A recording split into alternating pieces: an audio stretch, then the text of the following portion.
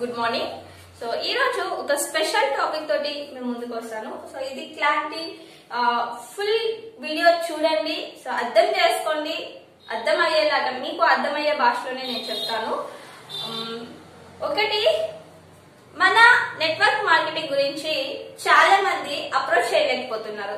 So చాలా మంది ఇది బ్యాడ్ గా అనుకుంటారు, సో ఇది నెగిటివ్ గా అనుకుంటారు, నన్ను తప్పు పడతారు అనే ఉద్దేశంతో ఇంకొకరికి చెప్పడానికి కూడా భయపడుతున్నారు. పోలేకపోతున్నారు, సో ముందుకు పోలేకపోతున్నారు. వాళ్ళకి తెలుసు ఈ మార్కెటింగ్ లో మనం ఎంత ఇన్కమ్ ఎర్న్ చేయొచ్చు, ఎంత బాగా నేర్చుకోవచ్చు, ఎంత లైఫ్ ని మంచిగా లీడ్ చేయొచ్చు అనేది వాళ్ళకి తెలిసినా కూడా వాళ్ళు ఈ మార్కెటింగ్ గురించి పట్టించుకోకుండా సో చిన్న చిన్నగా వాళ్ళకి లోపల చాలా ఫీలింగ్స్ ఉంటాయి. సో చెప్తే బాగుండు, చేస్తే బాగుండని, కానీ చాలా మంది చెప్పలేకపోతున్నారు. సో ఎందుకు అంటే మన చుట్టూ ఉండే వాళ్ళు చాలా మంది అందరూ జాబ్ చేసే పర్సన్స్ అందరూ మామూలుగా చిన్న చిన్న వ్యాపారాలు చేసే పర్సన్స్ మనం చుట్టూ ఉన్నారు. ఒక్కసారిగా నువ్వు ఇది నెట్వర్క్ మార్కెటింగ్ చెయ్యి, ఇలా ఉంటది, ఇలా చేస్తారంటే వాళ్ళు నెగిటివ్ గా తీసుకుంటారు అని భయపడతారు. సో వీళ్ళు కూడా ఎక్కువగా డేట్ చేసి చెప్పలేకపోతున్నారు. మనం నెట్వర్క్ మార్కెటింగ్ ని చూసినట్లయితే, సో నెట్వర్క్ మార్కెటింగ్ గురించి సెర్చ్ చేయండి, యూట్యూబ్ లో వీడియోస్ వస్తాయి, అట్లాగే బుక్స్ ఉంటాయి. సో బుక్స్ చాలా రెఫర్ చేయండి, నేర్చుకోండి. ఒకటి, మీరు ఇప్పుడు జాబ్ చేస్తున్నారంటే మీరు ఇంతకు ముందు ఎంత టైం కేటాయించలేదు, ఎంత నేర్చుకోలేదు, ఇన్ని బుక్స్ చదవలేదు. అదే మీరు బిజినెస్ చేస్తున్నారంటే ఎంతో కొంత స్టడీ చేయాలి కదా. ఒక పని చేస్తూ ఉంటాము, దాంట్లో ప్రాబ్లమ్స్ వస్తూ ఉంటాయి, దాన్ని మనం నేర్చుకుంటేనే కదా దాన్ని మనం ఎదుర్కోగలం. సో ఎప్పుడో ఒక చిన్న 10,000 20,000 జాబ్ చేసేకే మనము 20 సంవత్సరాలు చదువుకున్నాము. ఈ నెట్వర్క్ మార్కెటింగ్ వచ్చి ఈ బిజినెస్ కొన్ని కోట్ల రూపాయలు సంపాదించాలంటే మనం ఏం నేర్చుకున్నాం, అసలు ఏం చదువుకున్నాం, తెలుసుకోవాలి కదా దీని గురించి. సో చాలా పీడిఎఫ్స్ అవైలబుల్ ఉంటాయి, చాలా బుక్స్ ఉంటాయి. సో తీసుకోండి, చదవండి, వీడియోస్ చూడండి. సో మీకై మీరు మార్చుకోండి, మీ వాల్యూస్, మీ స్కిల్స్ మీరు ఇంప్రూవ్ చేసుకోండి. ఆటోమేటిక్ గా మీకు ఒక డేర్ వస్తుంది. సో మీరు చాలా మందికి కూడా మోటివేట్ చేయొచ్చు, ఈ బిజినెస్ గురించి మంచిగా చెప్పొచ్చు.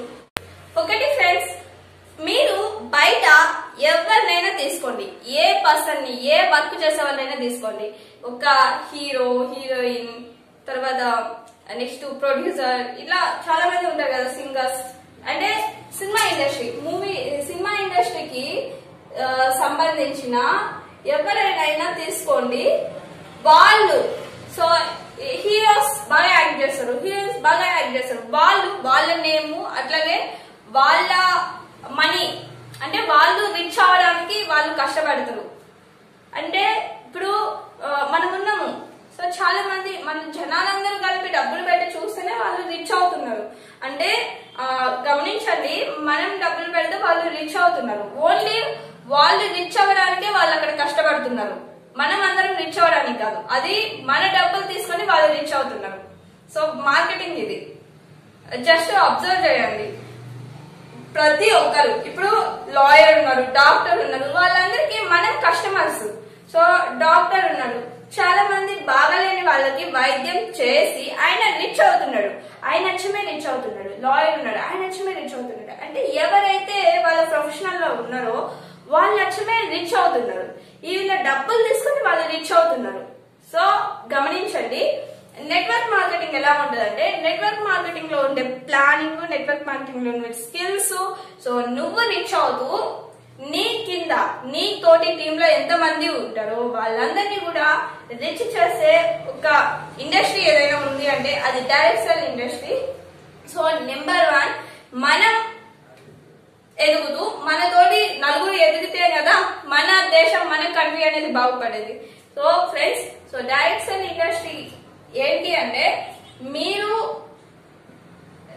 రిచ్ అవుతూ మీ తోటి ఉండే వాళ్ళని కూడా రిచ్ చేసే ఇండస్ట్రీనే direct sell industry.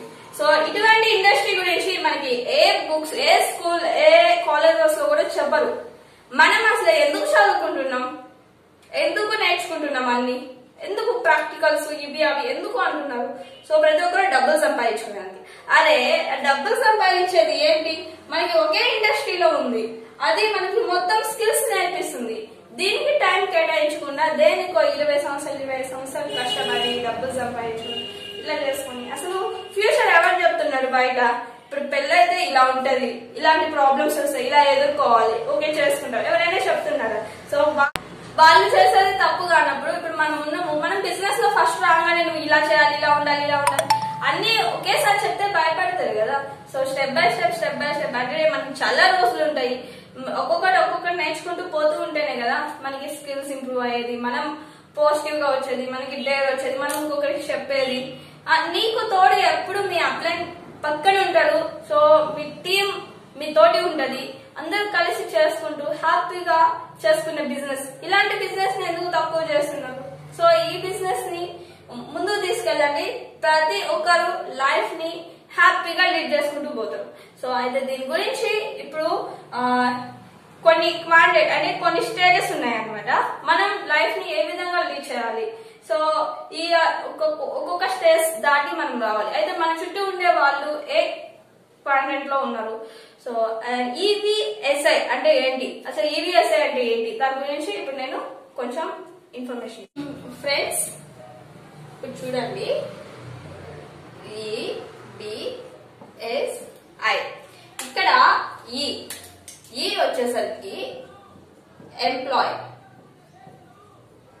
Next B వచ్చేసరికి బిజినెస్, నెక్స్ట్ ఎస్ వచ్చేసరికి సెల్ఫ్ ఎంప్లాయ్, నెక్స్ట్ ఐ వచ్చేసరికి ఇన్వెస్టర్. సో మనము లైఫ్ లో లీడ్ చేస్తుంటాం కదా, ఇలా వెళ్ళాలి అనమాట, ఈ క్వాడ్రంట్ లో వెళ్ళాలి. సో చాలా మంది మనం అబ్జర్వ్ చేయాలి, ఈ ఫర్ ఎంప్లాయ్ అంటే ఎవరెవరు వస్తారంటే దీని కిందకి ఆల్ జాబ్ చేసే ఎవరైతే వస్తారో వాళ్ళందరూ కూడా ఎంప్లాయ్ కిందకి వస్తారు. అట్లాగే నెక్స్ట్ వచ్చేసరికి సెల్ఫ్ ఎంప్లాయ్ వీళ్ళ కిందకి ఎవరు వస్తారంటే ప్రతి ఒక్కరు చిన్న వ్యాపారి, అంటే షాప్స్ పెట్టుకొని ఉంటారు బయట, ట్రెడిషనల్ మార్కెటింగ్ అనమాట, షాప్స్ పెట్టుకొని ఉంటారు, ఇంకా డాక్టర్స్, లాయర్స్, తర్వాత చిన్న కమిషన్స్ తీసుకొని వర్క్ చేస్తుంటారు చూడండి. సో నెక్స్ట్ కాంట్రాక్ట్స్ అని, వీళ్ళందరూ కూడా సెల్ఫ్ ఎంప్లాయ్ కిందకి వస్తారు. నెక్స్ట్ బిజినెస్ అంటే కొన్ని కంపెనీస్ పెట్టి కంపెనీస్ ని రన్ చేస్తూ ఉంటారు, మెయింటైన్ చేస్తూ ఉంటారు. సో ఓనర్స్ అన్నమాట. సో వీళ్ళ కింద నియర్లీ 500 నుంచి 1000 ఎంప్లాయీస్ ఉంటారు. సో వీళ్ళు వచ్చేసరికి బిజినెస్ క్వాంటిటీకి చెందిన వాళ్ళు. నెక్స్ట్ వచ్చేసరికి ఐ ఫర్ ఇన్వెస్టర్ అంటే వీళ్ళు కొన్ని దాంట్లో ఇన్వెస్ట్ చేస్తారు అనమాట. సో షేర్ మార్కెట్స్ ఇలా ఉంటాయి. తర్వాత మీకు అర్థం అవ్వాలి అంటే ఇన్వెస్టర్ అంటే వీళ్ళకి అపార్ట్మెంట్స్ ఉంటాయి, వేరే ప్లేస్లలో హౌసెస్ ఉంటాయి. సో హౌస్ కట్టిండ్రు, వాళ్ళు రెంట్కి ఇస్తారు. సపోజ్ వాళ్ళకి 10 హౌస్లు ఉన్నాయనుకో, 10 హౌస్లు రెంట్కి ఇచ్చిండ్రు, ఒక్కొక్క హౌస్ నుంచి 5,000 వచ్చినాయి అనుకో, 10 × 5 50,000 వచ్చినట్టే వాళ్ళు నెల వాళ్ళకి ఆ మంత్ అనేది గడిచిపోద్ది కదా. సో ఈ విధంగా ఇన్వెస్ట్ చేసి దీని నుంచి అమౌంట్ ఎర్న్ చేసే వాళ్ళని ఇన్వెస్టర్ అంటారు అనమాట. అయితే మనం